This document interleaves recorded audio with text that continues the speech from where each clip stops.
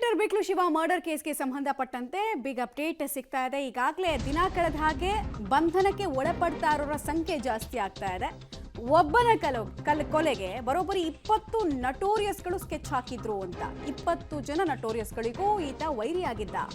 ಒಂದು ಜಗನ ಟೀಮು, ಮತ್ತೊಂದು ಟೇಕಲ್ ಗ್ಯಾಂಗ್. ಆರಂಭದಲ್ಲಿ ನಾವು ಮಾತ್ರ ಹತ್ಯೆ ಮಾಡಿದ್ದು ಅಂತ ಕಿರಣ್ ಬಂದು ಸರೆಂಡರ್ ಆಗಿರ್ತಾನೆ.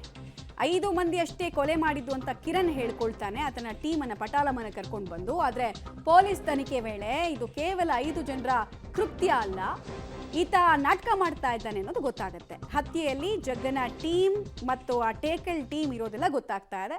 ಆಶ್ಚರ್ಯ ಅಂದರೆ ಇವರೆಲ್ಲರಿಗೂ ವೈರಿಯಾಗಿದ್ದು, ಕಾಮನ್ ಎನಿಮಿ ಆಗಿದ್ದು ಈ ಬಿಕ್ಲು ಶಿವ ಅಥವಾ ರೌಡಿ ಶೀಟರ್ ಶಿವಪ್ರಕಾಶ್ ಅನ್ನೋದು ತಿಳಿದು ಬರ್ತಾ ಇದೆ. ಸೊ ಪ್ರಕರಣದಲ್ಲಿ ಇಲ್ಲಿ ತನಕ 20 ರೌಡಿ ಶೀಟರ್ಗಳು ಅಥವಾ 20 ಜನ ಪಾತಕ ಕೃತ್ಯಗಳನ್ನು ಮಾಡಿದವರು ಪಾಲ್ಗೊಂಡಿದ್ರು ಅನ್ನೋದು ತಿಳಿದು ಬರ್ತಾ ಇದೆ. ಸೊ ಒಬ್ಬೊಬ್ಬರನ್ನೇ ಹೆಡೆಮುರಿ ಕಟ್ಟುವಂತಹ ಕೆಲಸವನ್ನು ಪೊಲೀಸರು ಮಾಡ್ತಾ ಇದ್ದಾರೆ.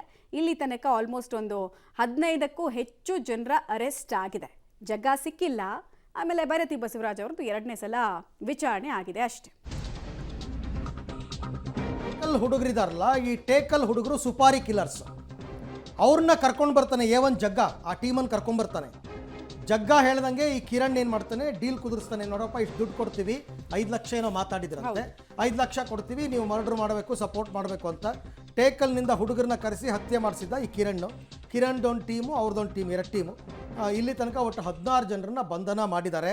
20 ಜನರ ಪೈಕಿ ಜಗ್ಗ ಬಿಟ್ಟು ಉಳಿದವ್ರು ಎಲ್ಲರೂ ಕೂಡ ಅರೆಸ್ಟ್ ಮಾಡಿದ್ದಾರೆ.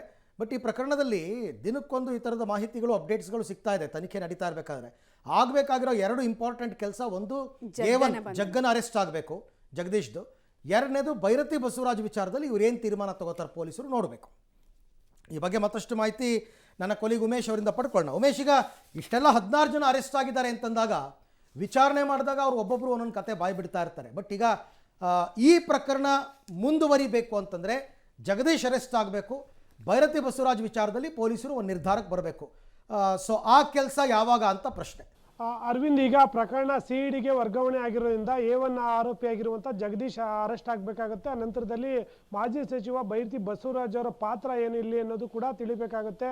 ಈ ಮಧ್ಯದಲ್ಲಿ ಪೊಲೀಸರ ತನಿಖೆಯಲ್ಲಿ ಒಂದೊಂದೇ ವಿಚಾರಗಳು ಗೊತ್ತಾಗ್ತಾ ಇರುವಂಥದ್ದು. A1 ಆಗಿರುವಂಥ ಜಗದೀಶ್ ಏನಿದ್ದ, ಜಗದೀಶೇ ಮುಖ್ಯವಾಗಿ ಕಿಂಗ್ ಪಿನ್ ಅಂತ ಪೊಲೀಸರ ತನಿಖೆಯಲ್ಲಿ ಗೊತ್ತಾಗಿರುವಂಥದ್ದು. ಬಿಕ್ಲು ಶಿವ ಮರ್ಡರ್ಗೆ ಪ್ಲಾನ್ ಮಾಡಿದಂಥ ವೇಳೆಯಲ್ಲಿ ಜಗದೀಶ್ ಮೊದಲಿಗೆ ಕಿರಣ್ ಕರೆದು ಆತನ ಮುಖಾಂತರ ಒಂದಷ್ಟು ಜನರನ್ನ ಟೀಮ್ ಮಾಡಿ ಆತನ ಮರ್ಡರ್ಗೆ ಸುಪಾರಿ ನೀಡುವಂಥದ್ದು. ಅದಾದ ನಂತರದಲ್ಲಿ ಇನ್ನೊಂದು ಟೀಮ್ ಇರಲಿ, ಒಂದು ಟೀಮ್ ಮಿಸ್ ಆದರೆ ಮತ್ತೊಂದು ಟೀಮಿಂದ ಅಟ್ಯಾಕ್ ಮಾಡಿಸ್ಬೋದು ಅನ್ನೋ ನಿಟ್ಟಿನಲ್ಲಿ ಜಗದೀಶೇ ಆ ಕೋಲಾರ ಮೂರದ ಟೇಕಲ್ ಹುಡುಗರೇನಿದ್ರು 4 ಜನ, ಅವ್ರಿಗೂ ಕೂಡ ಸಂಪರ್ಕ ಮಾಡಿ ಅವರಿಗೆ ಸುಪಾರಿ ನೀಡುವಂಥದ್ದು. ಒಟ್ಟು 2 ಟೀಮ್ಗಳು ಕೂಡ ಅವತ್ತು ಬಿಕ್ಲು ಶಿವ ಮನೆ ಹತ್ರ ಕಾದಿರ್ತಾರೆ. ಆ ಸಂದರ್ಭದಲ್ಲಿ ಏಕಾಏಕಿ 2 ಟೀಮ್ಗಳು ಅಟ್ಯಾಕ್ ಮಾಡಿ ಆತನನ್ನು ಕೊಲೆ ಮಾಡಿರುವಂಥದ್ದು. ಮೊದಲಿಗೆ ಕಿರಣ್ ಏನಿದ್ದ, ಆತ ನಾವೇ ಕೊಲೆ ಮಾಡಿದ್ದು, ನಮ್ಮ ಹುಡುಗರೇ ಕೊಲೆ ಮಾಡಿದ್ದು, ಬೇರೆ ಯಾರು ಇದರಲ್ಲಿ ಇಲ್ಲ ಅಂತೇಳಿ ಪೊಲೀಸರ ಮುಂದೆ ಶರಣಾಗಿದ್ದ. ಪೊಲೀಸರು ವಿಚಾರಣೆ ಮಾಡಿದಂಥ ವೇಳೆಯಲ್ಲಿ ಅವರ ತನಿಖೆಯಲ್ಲಿ ಮತ್ತಷ್ಟು ಜನ ಇದ್ದಾರೆ ಅನ್ನೋ ಅನುಮಾನ ಬರುತ್ತೆ. ಆಗ ಪೊಲೀಸರು ಆಕ್ಟಿವ್ ಆಗಿ ಟೇಕಲ್ ಬಳಿ ಅಂತ ಆ ಗ್ರಾಮದಲ್ಲಿ ಆರೋಪಿಗಳನ್ನ ಬಂಧನ ಮಾಡ್ತಾರೆ.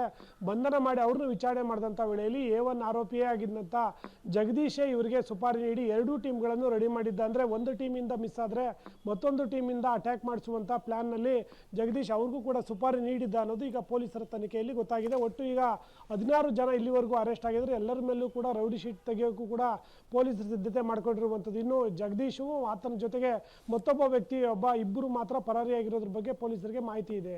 Right, thank you Umesh. ತಮ್ಮೆಲ್ಲ ಮಾಹಿತಿಗೆ ಧನ್ಯವಾದ.